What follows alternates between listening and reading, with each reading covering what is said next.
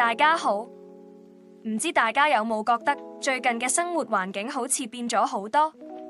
今日我哋就嚟傾下環境變遷點樣帶俾我哋壓力。由氣候變化到城市化，我哋身處嘅環境不斷轉變，呢啲改變往往會令我哋嘅身體同心理產生一種壓力反應。咁到底乜嘢係壓力呢？簡單嚟講，壓力就係當我哋面對挑戰或威脅嗰陣，身體產生嘅一種自然反應。呢種反應係為咗幫我哋應對困難，即係所謂嘅戰或逃機制。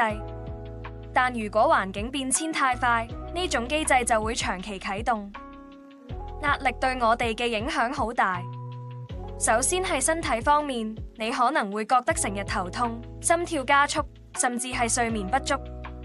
長期處於高壓環境下，我哋嘅免疫系統都會變弱，令到我哋更容易病，體力亦都會下降。除咗身體，心理影響亦唔可以忽視。你會唔會覺得最近好容易心煩氣躁，或者成日無啦啦覺得好焦慮？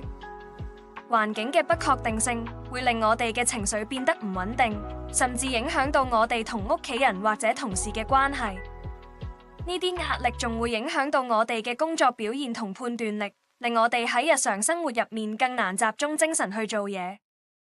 所以，面對環境變遷，我哋需要揾到適合自己嘅減壓方法，例如多啲接觸大自然，或者練習深呼吸。